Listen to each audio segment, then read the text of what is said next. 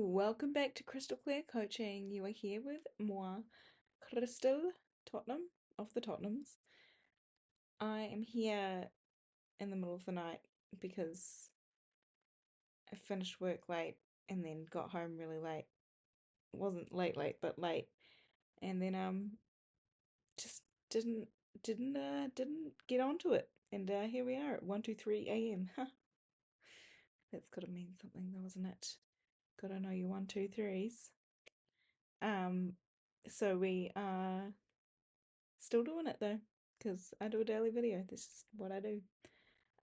So I was just talking to a silly friend that I've got, and we've got this running silly joke where I, I legitimately have this really large mouth, and anyway, it kind of became this running joke that I am a giant with a gigantic mouth, and I would gobble this person up, in a completely like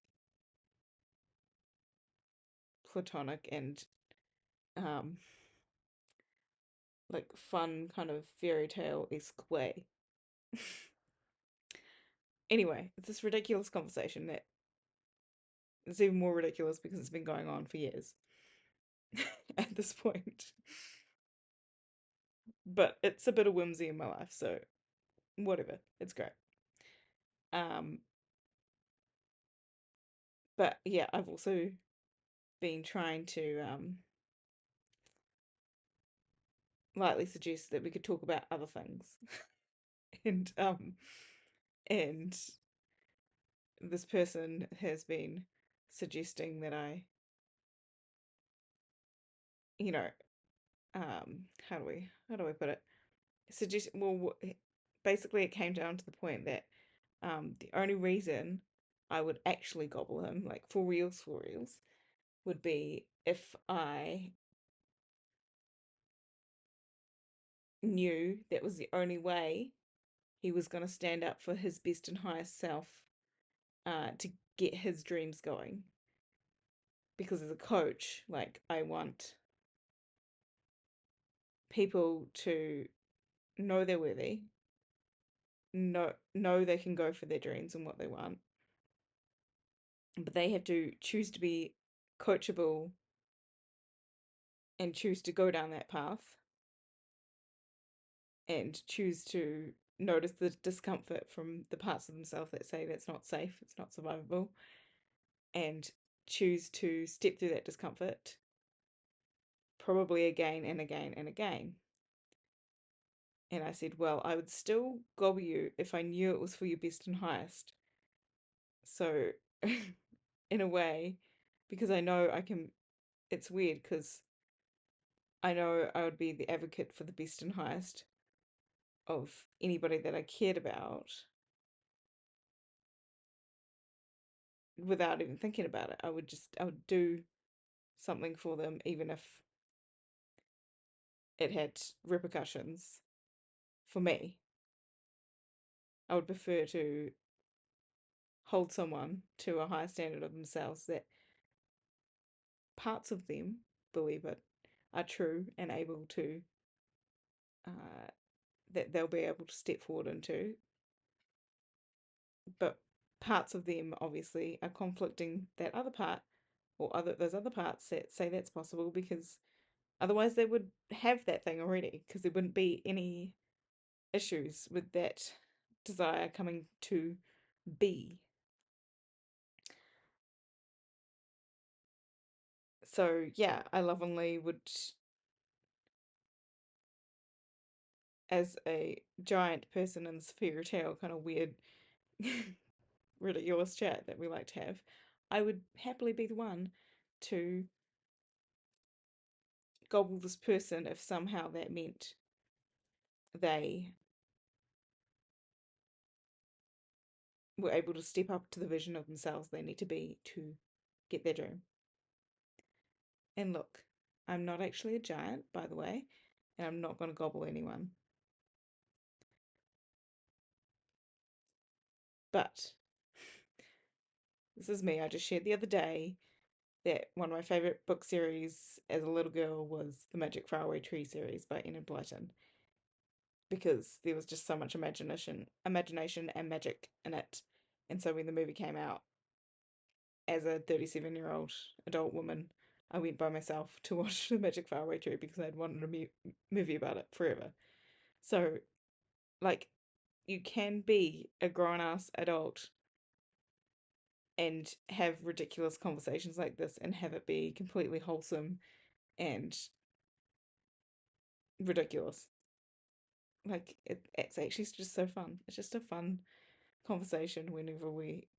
Anyway, we. Yeah, anyway.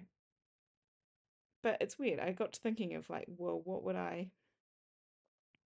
Would I stand up for my best and highest in the way that I do for those I care about around me?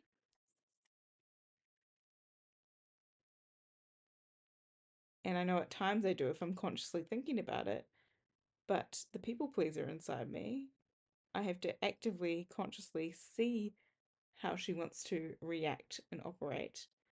And I have to guide her lovingly to choose differently and go towards the discomfort.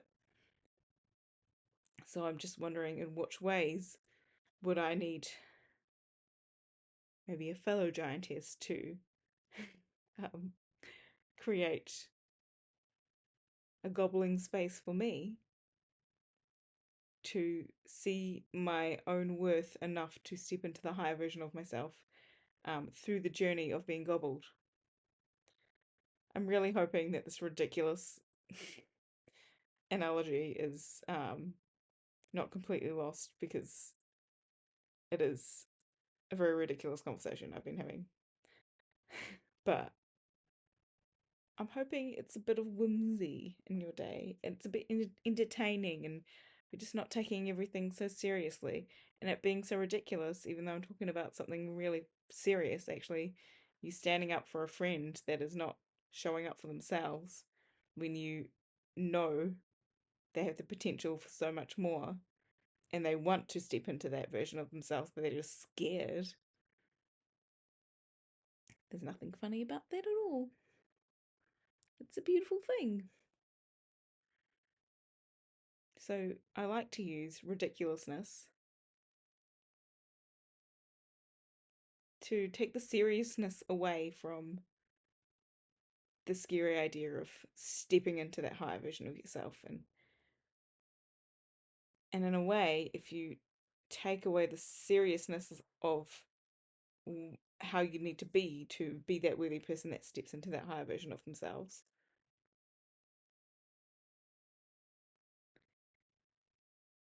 it don't need to be such a big deal. It don't need to be so serious. And you're more likely to just be chill about it and go for it anyway.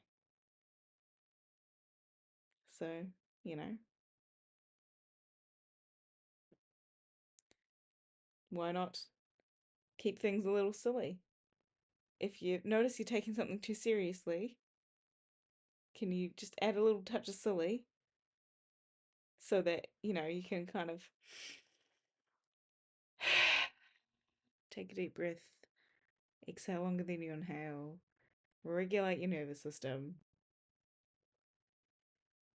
and, kind of invite that curiosity into to like, oh, is this actually as serious as I'm making it out to be?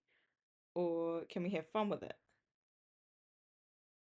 Even if it's just like a little sprinkle of fun and you can't go full send because, you maybe have responsibilities to show up for, like, um, KPIs or, whatever that corporate speak is for goals that you need to hit from your boss.